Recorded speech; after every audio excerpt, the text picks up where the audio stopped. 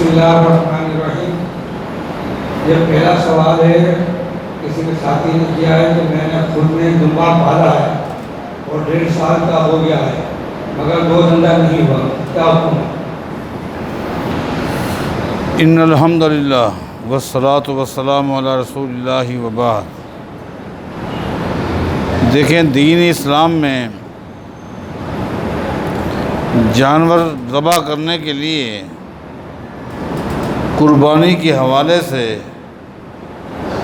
عمر کی قید نہیں ہے، چاہے وہ دمبا ہو، چھترا ہو، بکرا ہو، گائے ہو، اونٹ ہو، عمر کی قید نہیں ہے،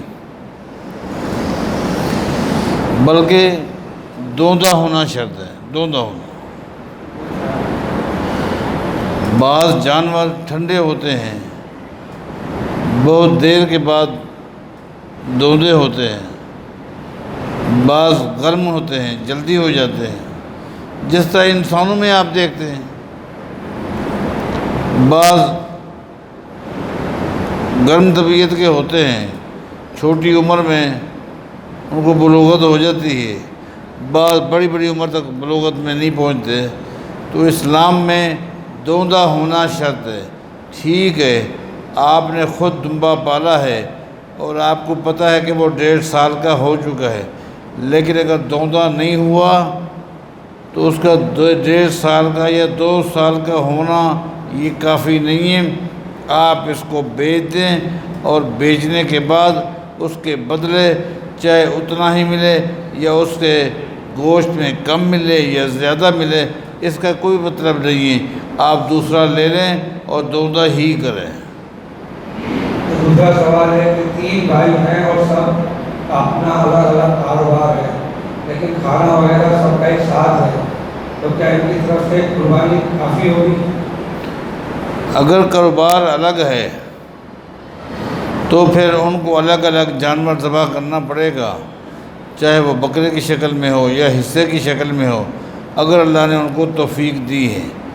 اگر کھانے پینے کے ساتھ ساتھ کاروبار بھی ایک ساتھ ہوتا،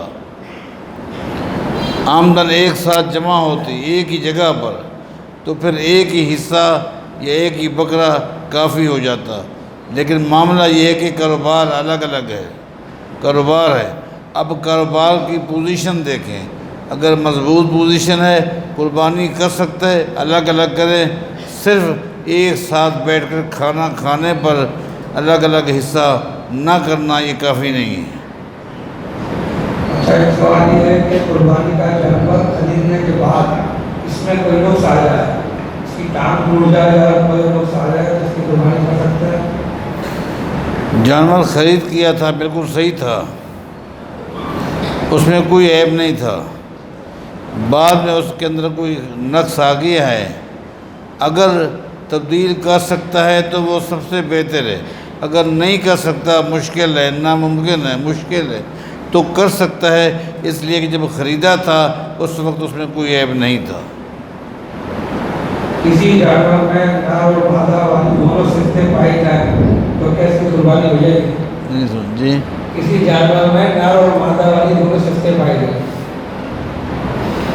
یعنی بکری بھی ہو بکرا بھی ہو، ایسا ہی ہے؟ کیا دونوں صفتیں پائی جاتی ہیں یہاں پر، نر کی صفت بھی ہے اور مادہ کی صفت بھی ہے۔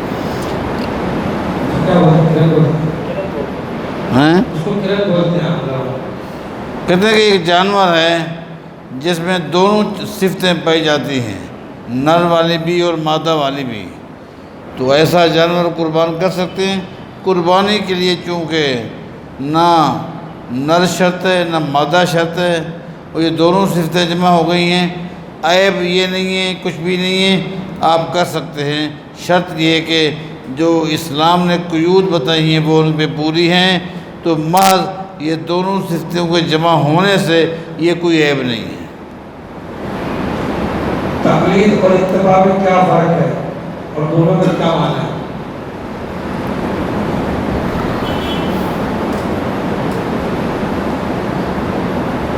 اتباع کہتے ہیں پیروی کرنا دلائل کی روشنی میں، دلائل کی روشنی میں کسی کی پیروی کرنا یہ اتباع ہے، اور بغیر دلائل کے ساتھ کسی کی بات ماننا یہ اتباع ہے، اور بغیر دلیل کے کسی شخص سے اس قدر بندہ مانوس ہو جائے، متاثر ہو جائے، اور اس کی ہر بات کو بغیر دلیل کے لے اور یہ عقیدہ بنا لے کہ وہ فلاں شخصیت جو ہے اس کا عمل بغیر دلیل کے ہم لیں گے، دلیل کی ضرورت نہیں ہے، تو یہ تقلید ہے۔ اتباع جنت کا راستہ ہے اور تقلید گمراہی کا راستہ ہے۔ فجر کی نماز کے لیے لوگوں کو اٹھانے کا عمل کیسا ہے؟ جو آدمی جس گھر میں رہتا ہے، صبح کی نماز کے لیے اس گھر سے مسجد کی طرف آتا ہے، راستے میں جو گھر آتے ہیں ان کو آواز دیتا آنا اور جگاتے آنا اور نماز کی اطلاع دیتے آنا یہ جائز ہے، لیکن مسجد سے اذان کے بعد جانا لوگ اٹھانے کے لیے یہ ثابت نہیں ہے۔ فجر، ظہر، عصر، مغرب، عشاء کی نمازوں کا ثواب برابر ہے۔ اگر کوئی شخص ظہر، عصر، مغرب کی نماز جماعت کے ساتھ پڑھے اور باقی فجر اور عشاء کی جماعت کے ساتھ نہ پڑھے، اسلام اس کے بارے میں کیا کہتا ہے؟ دیکھیں، مسلمان کو چاہیے کہ وہ ہر نماز وقت کے مطابق پڑھے اور جماعت کے ساتھ پڑھے۔ اگر کوئی عذر ہے جس عذر کی بنا پر کوئی نماز اس کی رہ گئی ہے اور وہ جماعت کے ساتھ نہیں پڑھ سکا تو اس کا معاملہ اللہ کے سپرد ہے، اللہ اسے معاف کر دے گا۔ لیکن روٹین بنا لینا اور ایک نماز یا دو نماز مستقل جماعت سے نہ پڑھنا اور باقی 3 نمازیں جماعت سے پڑھنا، یہ نقطہ صحیح نہیں ہے۔ اگر کسی کے ساتھ کوئی عذر ہے اس عذر کو وہ ختم کرے اور جماعت کے ساتھ نماز پڑھنے کی روٹین بنائے، اور نمازیں 5 فرض ہیں تو سب کی اہمیت ہے فرضیت کے حوالے سے اور جماعت کے ساتھ پڑھنے کی حیثیت سے 5 کی حیثیت ایک ساتھ ہے، اس میں کوئی فرق نہیں۔ کیا نماز کے الفاظ زبان سے ادا کرنا لازمی ہے اور اپنے کانوں تک آواز ہونی چاہیے؟ اگر کوئی شخص صرف دل میں پڑھتا ہے اور اپنی زبان کو حرکت نہیں دیتا تو اس کی نماز ہو جائے گی؟ دیکھیں، بات یہ ہے کہ زبان کو حرکت تو دینی ہی دینی ہے۔ نفس میں، دل میں پڑھنے کا مطلب یہ بالکل نہیں ہے کہ زبان اس کے ساتھ شامل نہ ہو۔ دل میں پڑھنے کا مطلب ہی یہی ہے کہ زبان اس کے ساتھ شامل ہے، البتہ اس کی آواز بلند نہیں ہے، دوسرا سن نہیں پاتا، لیکن وہ خود سن لیتا ہے اور زبان شامل ہے۔ کیونکہ نفس کا لفظ نام، نفس کا پڑھنا قرآن کریم میں جہر کے پڑھنے کے مقابلے میں آتا ہے، دون الجہر من القول ہے۔ ایک ہے جہر، زور سے پڑھنا، ایک جہر کے مقابلے میں نفس کا لفظ آیا ہے کہ آپ دل میں پڑھیں۔ اس کا مطلب یہ کہ زبان شامل ہے۔ زبان شامل نہیں ہے تو یہ پڑھنا، اس کو نہ تلاوت کہتے ہیں نہ اس کو نماز کہتے ہیں، کہ زبان اس میں شامل نہیں ہے تو پھر یہ کوئی نماز نہیں ہے۔ سورہ انبیاء اس آیت کا مطلب کیا ہے کہ یاجوج و ماجوج کھل گئے ہیں، اور جس بستی کا ذکر ہے اس آیت میں، کیا وہ بستی یروشلم ہے؟ دیکھیں، یہ میرے علم میں نہیں ہے، مختلف اقوال ہیں، مفسرین نے مختلف اقوال بیان کیے ہیں، اور میں سمجھتا ہوں کہ اس کے لیے اگر آپ مولانا مودودی صاحب کی تفسیر آپ پڑھ لیں گے تو انہوں نے اس کے لیے سب سے اچھی بحث کی ہے کہ یاجوج ماجوج کس پٹی پر ہیں اور اس علاقے کا نام کیا ہے، اور وہ جو دیوار بنائی گئی تھی وہ دیوار کون سی دیوار ہے۔ اس پر علماء کے مختلف اقوال ہیں، تمام کو مولانا مودودی نے اپنی تفسیر میں تفہیم القرآن نام ہے جی، اس میں اس نے جمع کی ہیں اور ایک اچھی بحث کی ہے، اس کا آپ مطالعہ کریں۔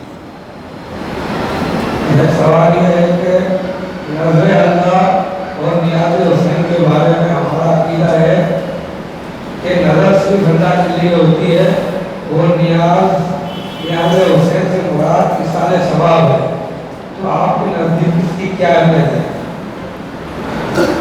میری معلومات کے مطابق یہ ایک عمل ہے، یہ ایک ہی عمل ہے،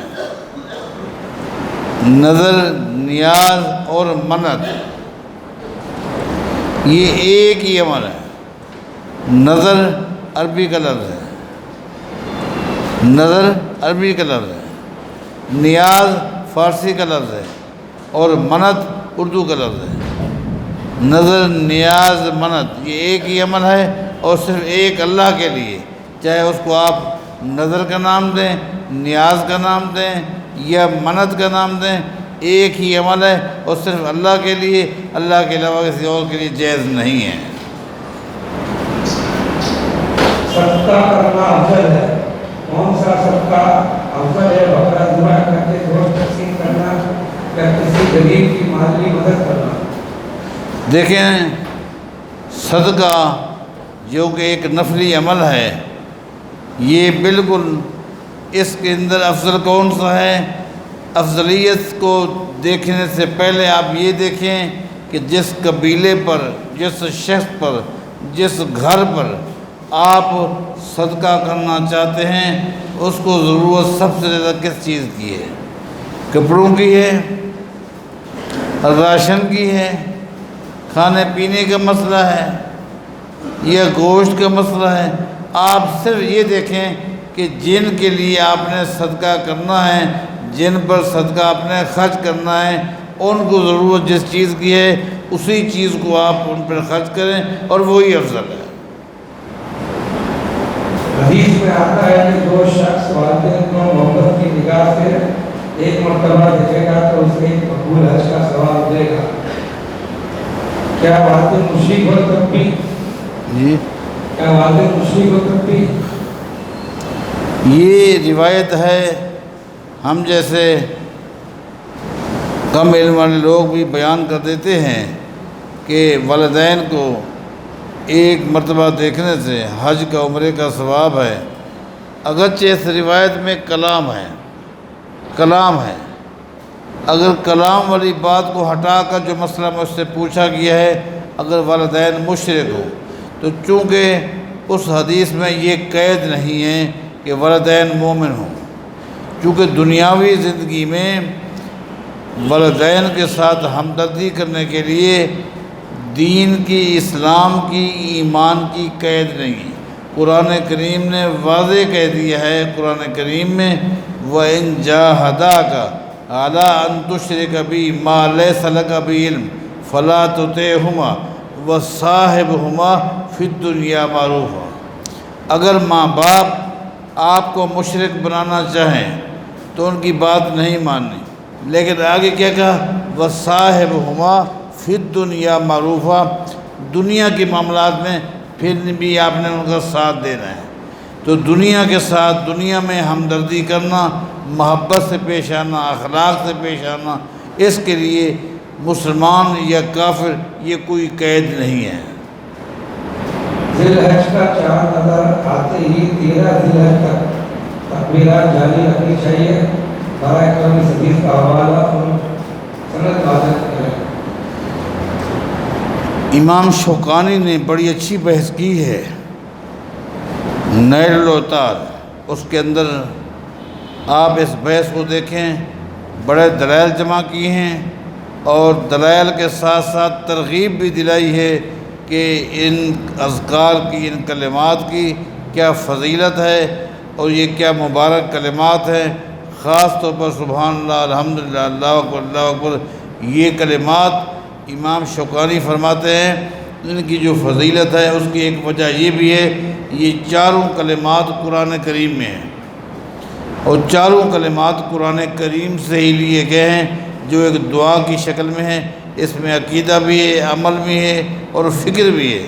مکمل بحث آپ دیکھیں تو آپ نیل العطار دیکھ لیں۔ سبحانک اللہم لا الہ الا انت۔ ایک مسئلہ اس سے ساتھی نے پوچھا تھا، ابھی مجھے یاد آیا، حالانکہ میں نے کہا ہے صابر بھائی کو 2-3 سوالات ہیں لیکن یہ سوال میرے ذہن سے نکل گیا، وہ روزے کے حوالے سے۔ آپ یہ بات ذہن نشین کر لیں، نبی علیہ السلام نے ان 10 دنوں کے اندر نفلی عبادات کی خوب ترغیب دلائی ہے چاہے وہ نماز کی شکل میں ہو، چاہے وہ روزے کی شکل میں ہو۔ اس کے لیے میں آپ سے اس سال یہی کہوں گا کہ آپ دیکھیں، اور بھی نہیں تو کم از کم ایک جمعرات کا روزہ، چونکہ مستقل نبی علیہ السلام ہر پیر کو اور جمعرات کو روزہ رکھتے تھے، اس لحاظ سے بغیر کسی بحث کی طرف جانے کے آپ جمعرات کو بھی روزہ رکھیں، جو اس کی ایک فضیلت ہے اور احادیث سے ثابت ہے۔ اس کے ساتھ جمعہ کا روزہ بھی رکھ لیں، ایک تو دونوں بھی ہو جائیں گے، یہ فتنے ختم ہو جائیں گے کہ جی وہ اکیلا روزہ فلاں بحث، تو وہ دونوں بھی انشاءاللہ ہو جائیں گے، اور اس میں انشاءاللہ الفا بھی جمع ہو جائے گا، اور جمعرات کی جو فضیلت ہے وہ بھی آ جائے گی، اور 9 ذی الحج کی فضیلت بھی ہو جائے گی۔ میں یہی کہوں گا کہ دونوں روزے میں بھی رکھوں، آپ بھی، اللہ میں توفیق عطا فرمائے۔ ایک سوال کرنا ہے، ضعیف احادیث کے بارے میں ہے کہ ضعیف حدیث پہ کس حد تک عمل کیا جا سکتا ہے، اور کون سی ضعیف حدیثیں ہیں جس پہ عمل کرنا چاہیے، اور کون سی ضعیف حدیثیں ہیں جو یعنی کہ ایمان سے تعلق رکھتی ہیں، عبادت سے، ان کو صرف الگ کریں گے یا ساری ضعیف حدیثیں الگ کر دیں گے؟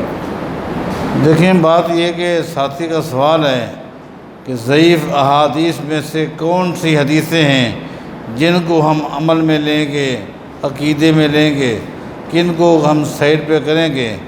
یہ ایک علمی بحث ہے جو میری اور آپ کو شاید ایک سوال کی نشست میں سمجھ ہمیں نہیں آئے گی، نہ ہم سمجھا سکنے کی پوزیشن میں ہیں، نہ آپ سمجھنے کی پوزیشن میں ہوں گے۔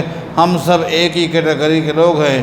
اتنا بتا دوں کہ ضعیف احادیث کی 54 اقسام ہیں، 54 اقسام ہیں ضعیف احادیث کی، قسمیں ہیں، اور ان میں بیشتر اقسام وہ ہیں جن کو ہم عقیدے میں بھی لیتے ہیں، عمل میں بھی لیتے ہیں، اور کچھ اقسام ایسے ہیں جن کو ہم عقیدے میں نہیں لیتے، عمل میں لیتے ہیں، اور کچھ اقسام ایسے ہیں کہ جن کو ہم نہ عقیدے میں لیتے ہیں نہ عمل میں، البتہ فضائل اعمال میں لیتے ہیں۔